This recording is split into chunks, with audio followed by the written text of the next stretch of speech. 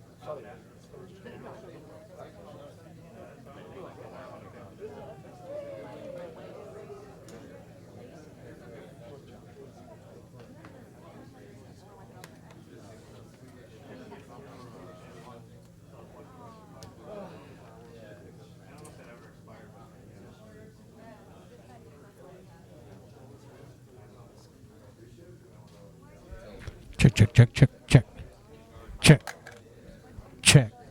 All right, you're getting it. See the signal? See your signal coming in? See it? That's me talking. Yes. That's what you're going to get.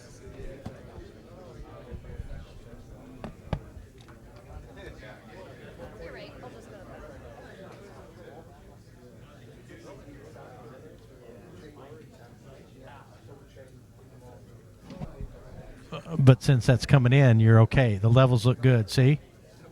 Check.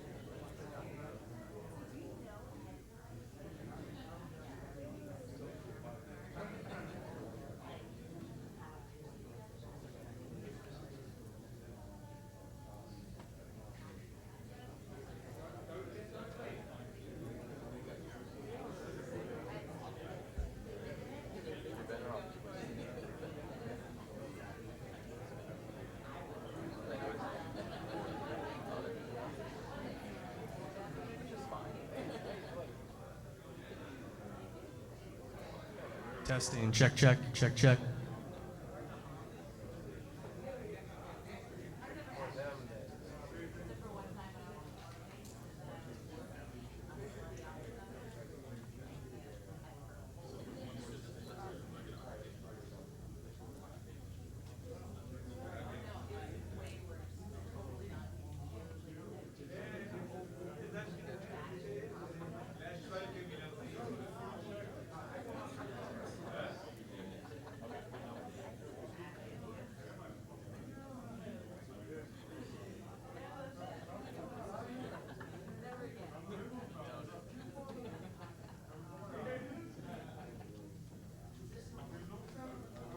Check, check.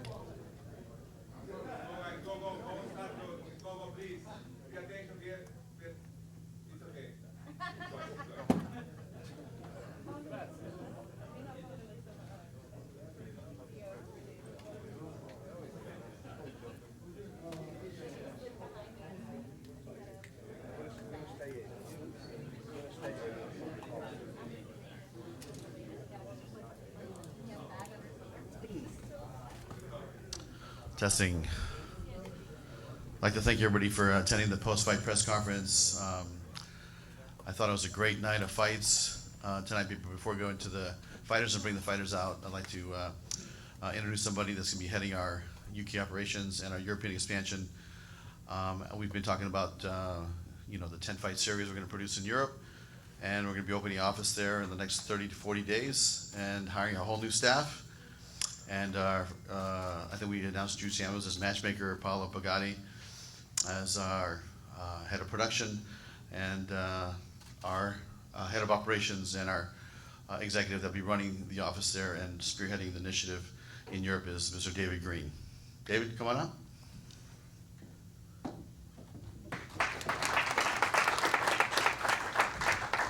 Well, thank you, Scott, and hello, everybody. And very excited, I have to say, to be starting this new chapter of Bellator in Europe. I mean, I've worked with Scott for many years, and I've known him for many years, and I've worked with him for quite a bit of time on some co-promotions in the UK, and I've always admired his promotion, and I think he's always exciting, and I'm looking forward to bringing that flavour into the UK and Europe. We're going to start off next year, and I think this decision by Bellator to invest in the region is hugely significant.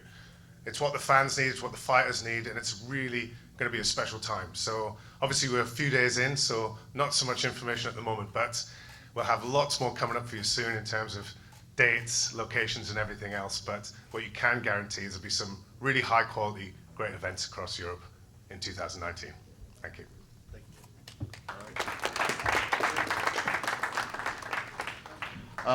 you. You know what? I thought the fights really delivered tonight, and our new partnership with DAZN launched this evening, and I think from top to bottom it was a great fight, night of fights, and I had some really favorite moments in the night. One was Rampage and Vanderlei. That was an amazing battle, man. You guys brought it. But without DAZN, this wouldn't be possible. We have Mr. James Rushton, the CEO of DAZN. I'd like to have him come up and say a few words about the evening. Thank you.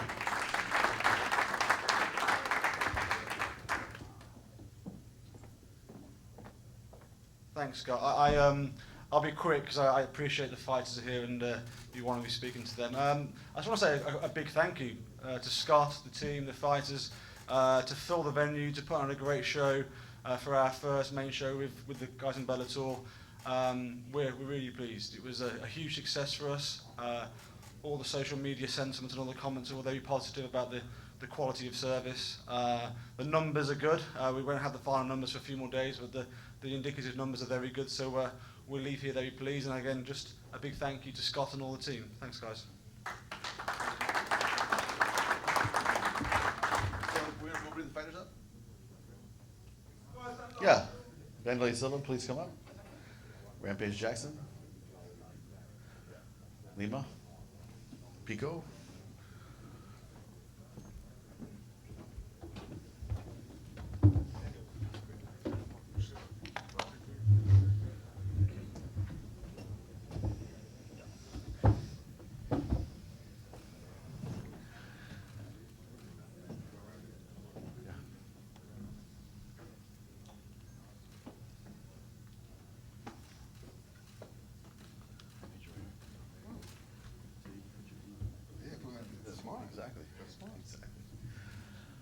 At this point, why don't we just open it up for questions? Yes. I have a quick question, Scott. You just mentioned Europe. We're from Blood and Sweat RU, which is a Russian MMA site. Okay. And we're just curious if you're going to be possibly starting shows over in that region. You know, we actually had an offer from a Russian television company and a Russian promoter to do something there. We're you know, is it imminent this year? Probably not, because we're so busy with so many fights, but going into next year, I think that it is possible.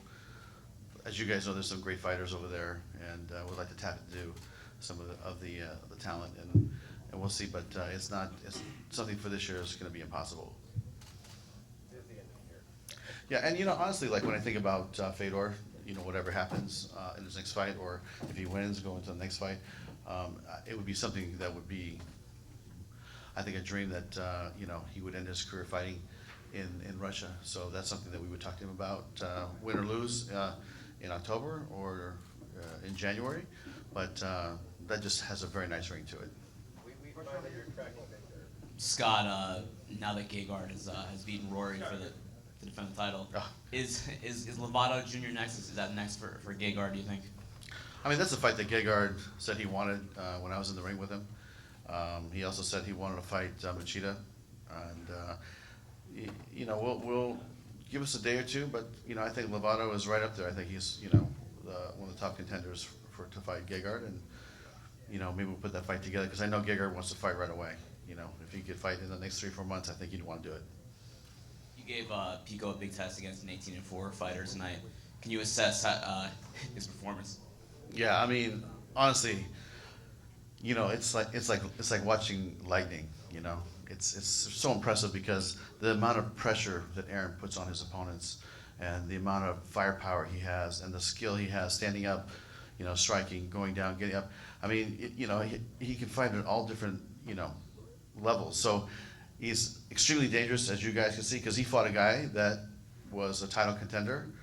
This guy was no joke, and you know, I think Aaron picked him apart, and then, you know, took it to him quite easily. So I think that says a lot about him and his ability. But you know, when Bob Cook called us, you know, about 3 years ago, I think it was about 3 years ago, and you know, I went to watch him wrestle, and was impressed, because he's so explosive, and we made an understanding that when he got through with the Olympic bid and Olympic trials, and the bid to the Rio, then he would go into MMA, and I think he's done an amazing job, and I think the future's very bright for him.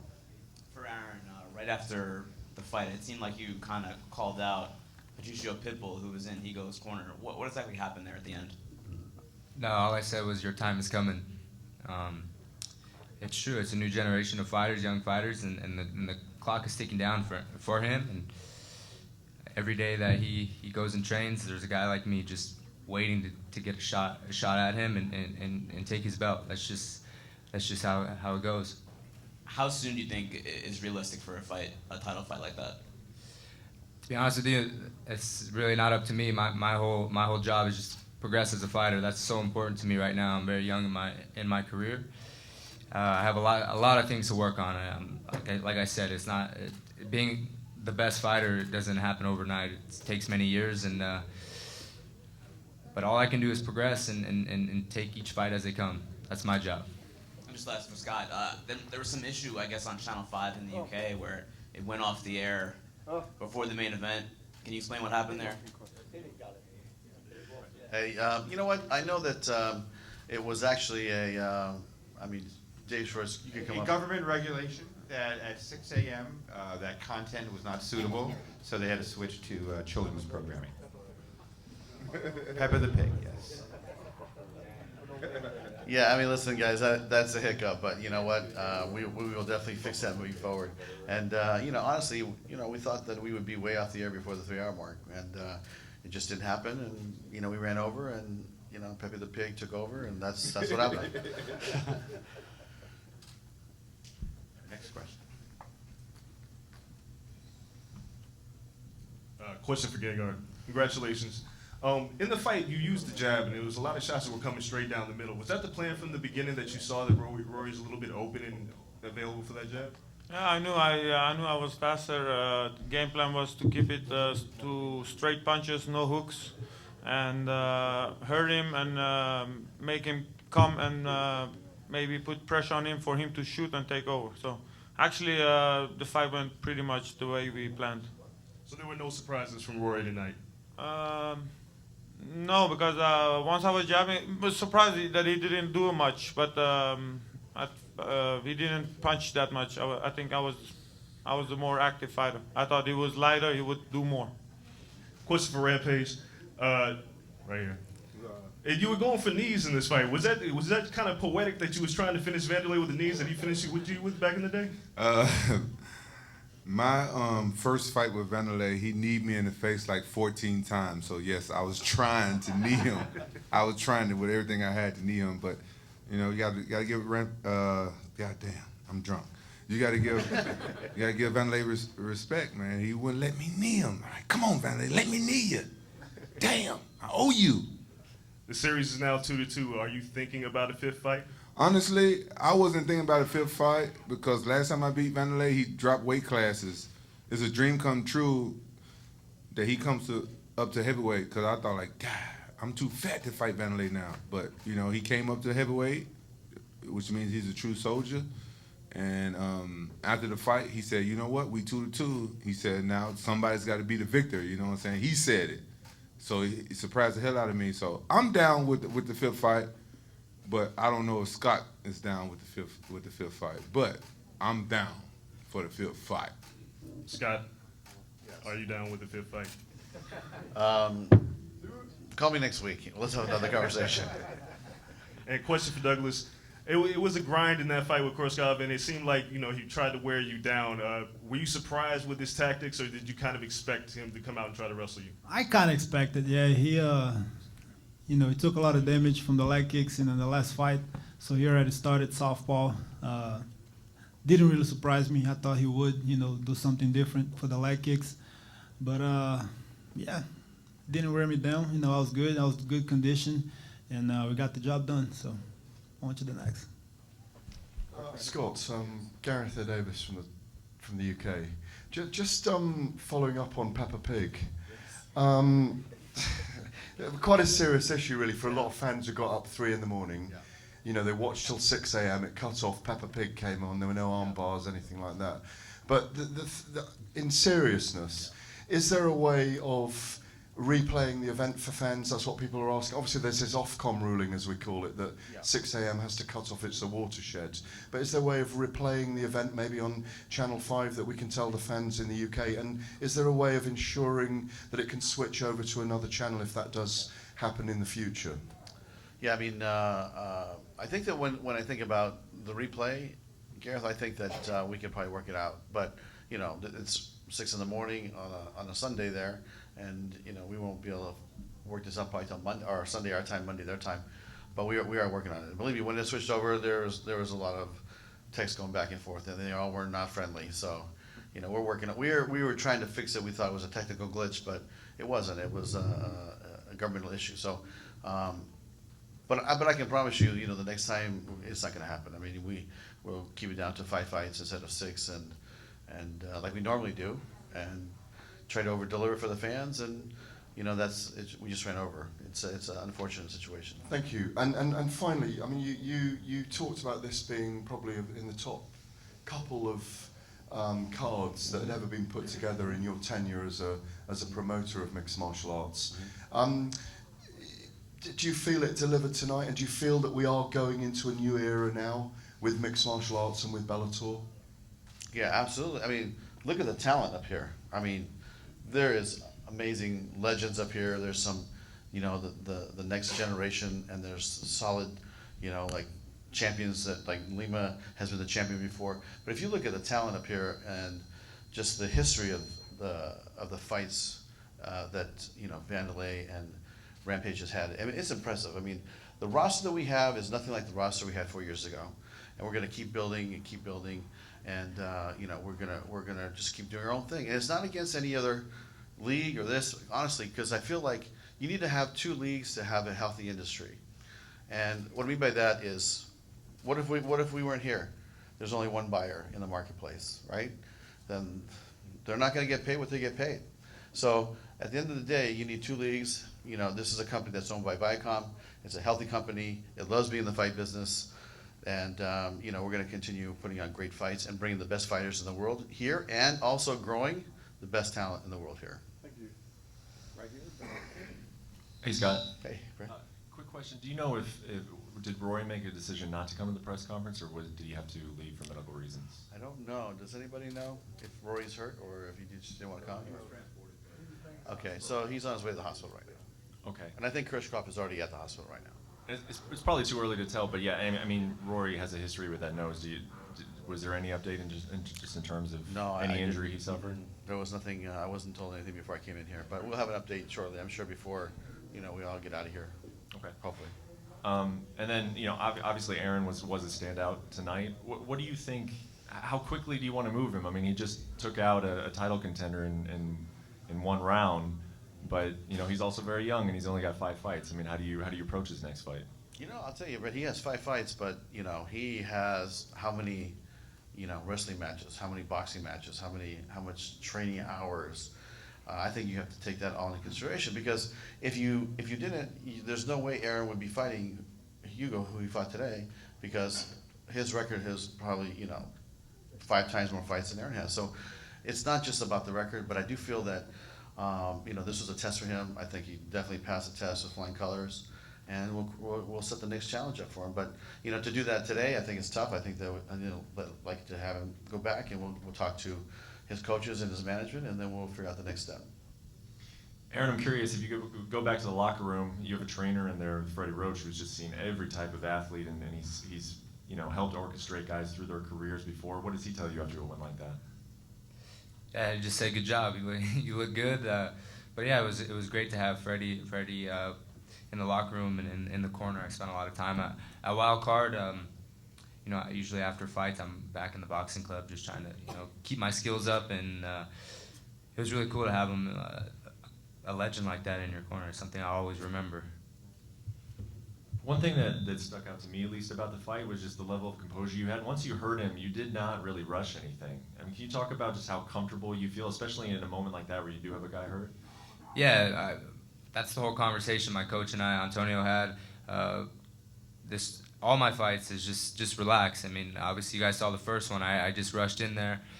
So yeah, that's for me. I just need to relax in there, use my skills. I have everything. I can take him down. I can stand on my feet.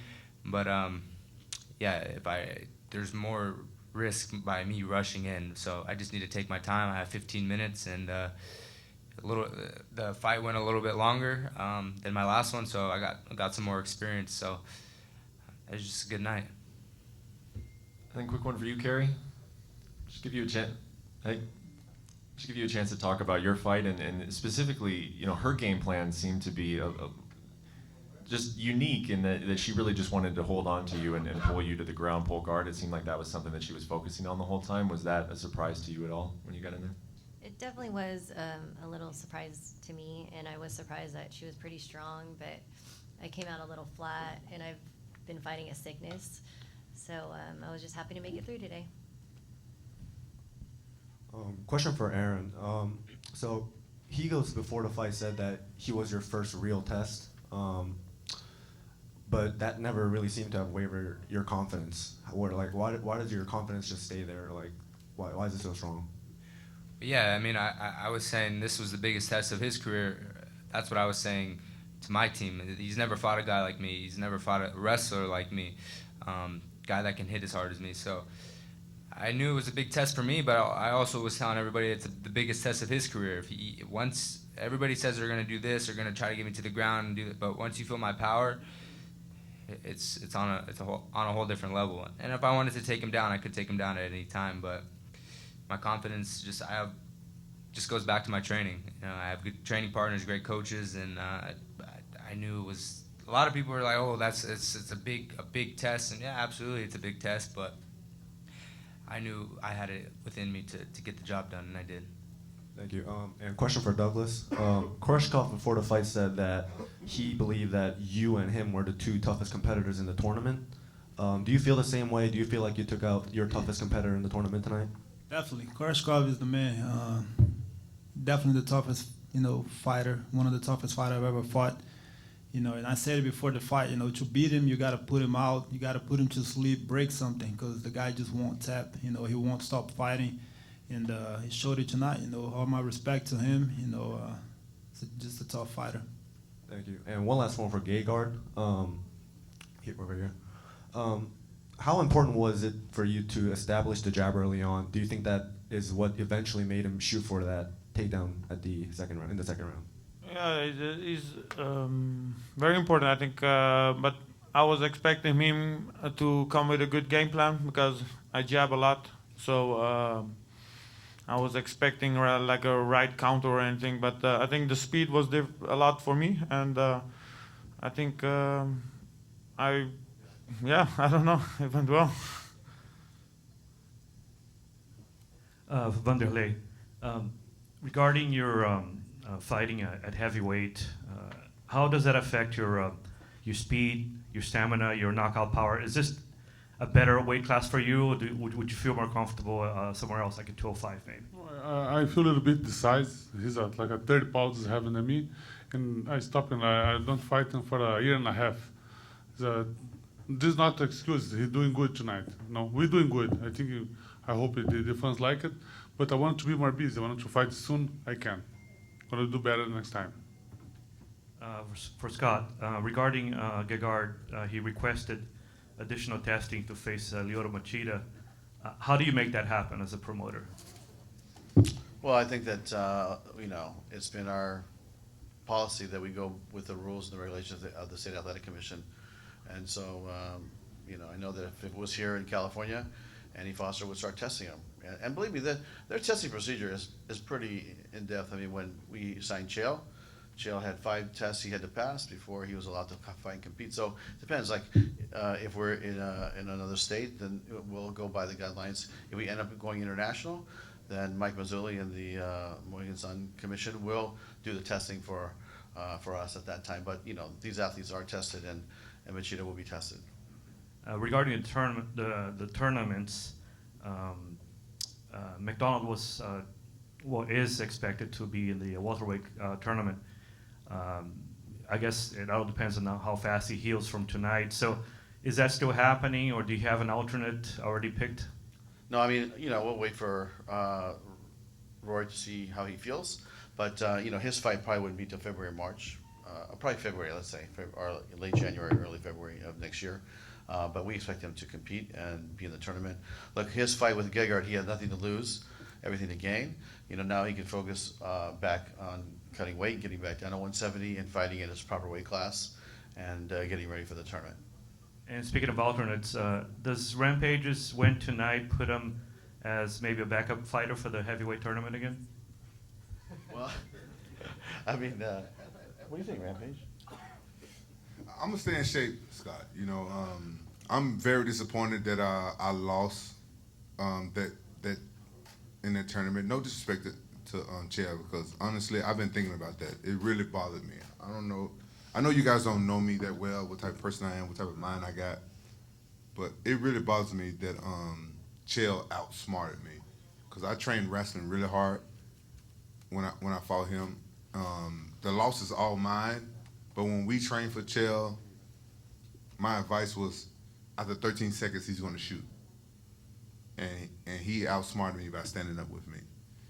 And that's my type of fight. I like standing up with motherfuckers. I'm a fucking wrestler. But I like standing up. Chael outsmarted me. And I was disappointed. I thought I was going to win that tournament. I'm not going to lie. I thought I was going to take everybody. So, yeah, I'm going to stay in shape. If somebody get hurt, I want back in. But if anything else, I want the winner of the tournament. I want to get the heavyweight belt, because my boxing coach, Bobby Rimmer, said that he never had a heavyweight boxing champion. He never trained a heavyweight champion. I'm heavyweight now. Until I fix my thyroid, I'm going to be a heavyweight. Then I'm going to fix my thyroid, because that's a fight too. What you guys need to know about life is a fight. And me having a bad thyroid, it's a fight. I'm going to win that fight. I'm going to fix my thyroid out, and hopefully I get back down to 205. But for now, I'm at heavyweight. I want the heavyweight belt. Whoever wins that belt, I want to fight them. I want to win it. I want that heavyweight belt. So either I get back in the tournament, somebody get hurt, or if Scott permits, whoever wins the belt, let them be champion for a little bit. Let them face me. I don't care if it's a wrestler, stand up, whoever. I'm gonna beat them. I'm gonna win that belt, the heavyweight belt. That's what I want. I got great sparring partners. Come on, stand up, man. That guy right there. Hey, I'm gonna tell you, that guy right there. I dedicate my win to Vanderlei, to that guy right there. He studied Vanderlei, and he got it. In his sparring partner, he can any fighter he can act just like him. You need that. It's hard to find sparring partners like that. Vanderlei is a very difficult opponent to train for. Vanderlei is one of the best at what he does. If I can beat Vanderlei tonight, I can beat anybody. I'm telling you guys. I want to win that belt. I want to win a heavyweight belt. And just to clarify, Roy Nelson has the first position on the alternate. So what? Yes, sir. But maybe we could well. Yeah. Well, you know what, guys? Call me out on Twitter. His fat ass called me out on Twitter. I will fuck Roy fat ass up. And a final question for Douglas Lima. Your fight, I think, on the main card was the only one that got a lot of boos, I guess, from the fans, and it had a lot to do with Koreshkov's strategy of pushing against the cage and doing a lot of defensive grappling. By the time I think a few rounds had gone by, 3 rounds at least, did you feel that extra sense of urgency to sort of get a quick finish, because that could have potentially gone on for 5 rounds? Yeah, I mean, it's the style of fight. He was trying to make me tired, clinch a lot, but what can I do? I don't know what to say. People boo. When he's not excited, but man, he was a tough guy right there. You can't give him any chance. Any mistake you make, he'll knock you out. It goes both ways. He was being very careful, and end of the day, I got the finish. That's what I'm here to do, finish fights. I believe now I hold the record of most finishes, in my division. So just one step forward. Scott, is it possible that you'll put Pico back in by the end of the year? Yeah, I think it is possible. I think that I don't think he took a lot of damage in the fight, and I know he goes right back into the gym. So we'll definitely have that conversation. But that's a Monday conversation. And Gegard, obviously you've had some signature victories along your career. Does this feel like one, or are you feeling like maybe some people will try to take something away from it by saying you defeated a smaller man? Well, Kevin Gastelum is fighting for the UFC middleweight championship. GSP came and he fought Michael Bisping. So, of course they're gonna say I beat a welterweight, but I don't care. Yeah, I have a question for Rampage. First of all, what is that nice beverage that you're drinking that looks pretty fancy? Well, this is Honesty Hour. I think this is 50 Cent's brand right here. Me and 50, we had a little beef before, and he gave me a bottle of champagne for winning this fight. I really needed this win. I'm not gonna lie to you guys. This win meant a lot to me, and since 50 sent this bottle of champagne to my locker room after the fight, I'm no longer upset with him about that bullshit he was saying a couple months ago. So I was going to challenge 50 to a fight until he sent me this champagne. Well, my other question is, you and Silva have gone back and forth. I've watched you guys as far back as Pride, and you guys went to the UFC, everything. You're here finally, and is it like Groundhog Day to keep seeing the same guy, and it's the same, and it's always a different outcome. You try to change it like this time. I don't want to wake up at the same place. You know what I mean? I feel you. Listen, we fought all the biggest shows. Me and Vanderlei. How many other fights can say that? We had 2 wars in Pride. We had 1 war in UFC, and now 1 war in Bellator. Vanderlei and I, we old school. Like when we gone, you're not gonna have us anymore. You know what I'm saying? I have an 18-year-old son that wanted to fight, so I don't know what type of fighter he's gonna be like. He's actually, I think he's gonna be a better fighter than me. He's southpaw. I don't know if he's gonna fight my style, but just saying that he's gonna be the next Rampage. but he might not be. He might fight like John Jones. He might look up to people like that. He might fight like Antonio McKee's son, AJ McKee. You know what I'm saying? Who knows what he's gonna fight like? You know what I'm saying? He likes slamming people and stuff like that. But just saying that, I think you guys should enjoy fighters like me and Vanderlei, even though we're older and we still putting it down and we still entertaining you guys. A lot of fans I noticed a lot of fans disrespect older fighters. We still love this sport. This is the best fucking sport, guys. You know what I'm saying? Because we're just like you guys. Almost everybody has been in a fight before. Almost everybody has been in a fight before. If you never been in a fight, then I feel sorry for you. You know what I'm saying? This is the type of fights that you guys probably been in where, everybody's never been in a boxing fight. Everybody been into a fight where it's kind of like this, where you go to the ground or you hit a guy, you elbow him, you knee him. You know what I'm saying? That's a real fight, and we are here to entertain you guys. You know what I'm saying? I just wish more American fans would respect us. Like Vanderlei and I, we come from fighting in Japan where the fans show so much respect. And I'm gonna tell y'all something, and I'm keeping it real when I say this. Bellator is taking over. And you know what I'm saying? Bellator is doing a lot of good things. I'm on the outside looking in, even though I'm inside Bellator. I've been fighting all the biggest shows around the world, and I know a lot of shit that y'all don't see. The first fight is always with the promoter. When you finally get a promoter that understands fighting, and they understand. Like Scott, he understands fighters. He understands fighting, and I see a lot of moves that he make. Like this is the best show. You know what I'm saying? UFC may wear the crown for right now, but they probably won't long. Bellator is the best show, and they put on a lot of great fights. I'm seeing it. You know what I'm saying? We're in the best spot. You know what I'm saying? Vanderlei put on a great fight tonight. He rocked me, and all I ever wanted to do was entertain you guys.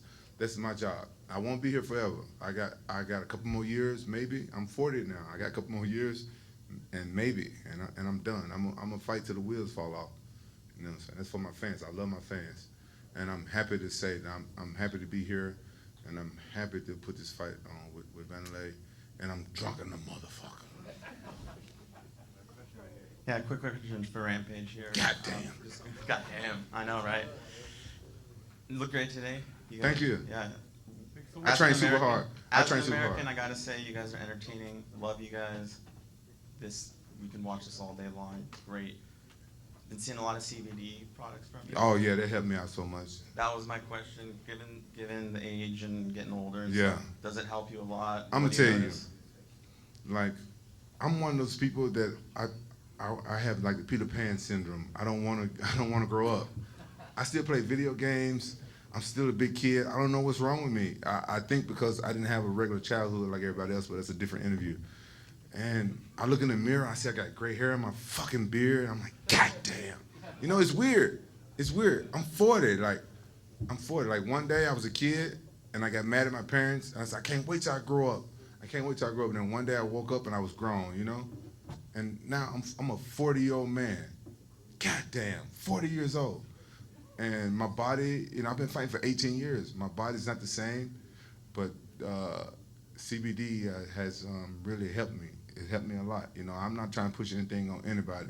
Yes, they sponsor me. I'm keeping it real. Yes, they sponsor me. And I went after them because I don't want to pay for the shit. And they bought it. They sponsored me. And I'm glad they sponsored me.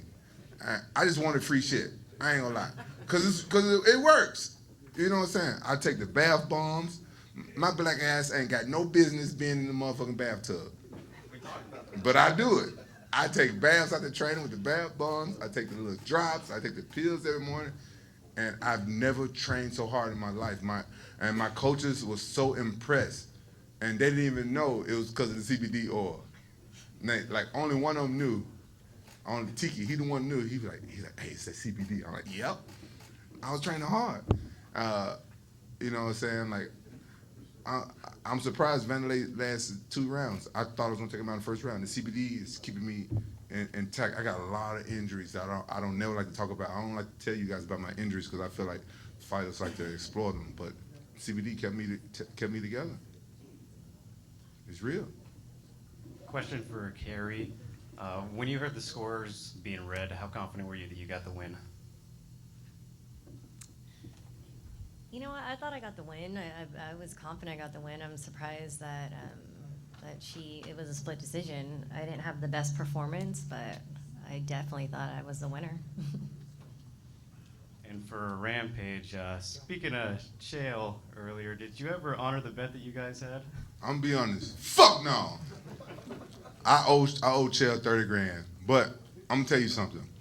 The reason why I haven't gave Chael the money yet, because he never put nothing up. So it wasn't really solidified. I'm like, Chael, every takedown you get, I'm gonna give you 10 G's. I'm like, what do I get, motherfucker, if I block all your takedowns? I blocked every takedown except for those fucking weak ass trips he got me with.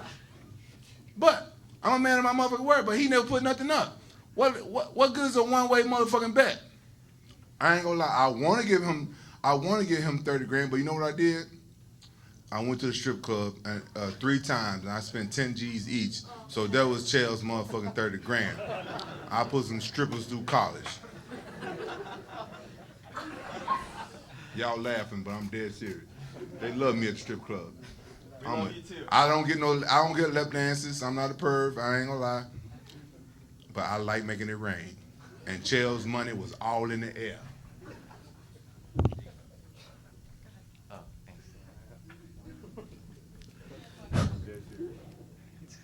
Hi, I have 2 questions for Carrie. Hi, Carrie. Congratulations on your win. Was there anything in particular about Dakota's style and her game plan tonight that threw you off, that was very unexpected? Because this is a very close fight. She was holding on to me pretty tight, and I wasn't really. Yeah, I just think to her just like holding on to me and not really working that much, like it did throw me off. And like I said, like I just was pretty tired from being sick. Your last 2 fights, of course, were stoppages in the first round. So how did it feel tonight to go the full distance, full 3 rounds? I felt great. I almost wasn't going to make it to this fight, so just pulling through and getting the W and going all 3 rounds and getting all that experience in the cage was crucial for me. So I'm happy about it. Would you like to fight one more time this year before the end? I would think about that if Scott's open to sending me to Hawaii. That's maybe an option. Awesome. Congratulations, Carrie. Thank you. You guys, one more question? Oh, yeah, we have. Okay. Douglas, got a question for you. So you're no stranger when it comes to tournaments, and this is a very stacked division. This is a totally different kind of tournament. You got $1 million on the line. Like I said, a stacked division. So is this different than the other tournaments you've been in? Well, tougher competition, I would say, is the main thing. You know, I'm not even thinking about the money that's involved. You know, I gotta focus on these guys. You know, money comes after. You know, but first thing, I gotta fight guys that's trained to hurt you. You know, so the focus is on them, and then we, you know, go from there. But I'm confident. You know, I won 2 tournaments before with Bellator, and you know, plenty on this one being the 3rd. So I feel good about it, and can't wait for the next fight. Next question, Aaron, I think this is a question that might come up, or an issue that might come up sooner than later, given your trajectory in this division, and that's the issue of you and AJ. You guys are both, you know, on a parallel path right now. You're both tearing through the division, and I think it's inevitable that people are going to pair you, at least in terms of matchups they'd want to see. What's your position on that? Well, I mean, we're not gonna fight. I mean, we're his dad's my coach, but that's just something that we're gonna have to talk about as a team, and that's for another topic. Right now, I'm just focused on my win, and then we'll talk about that when the time comes. But the bottom line is his dad's my coach. We're training partners, so it's just not gonna happen. And but yeah, that's a question that people are probably gonna ask, but that's something that we'll discuss face to face, and we'll figure it out. Do you think that one of you might move? Like, to accommodate the other? We'll see when that time comes. All right, guys. Thank you very much. And we'll see you in New York in 2 weeks.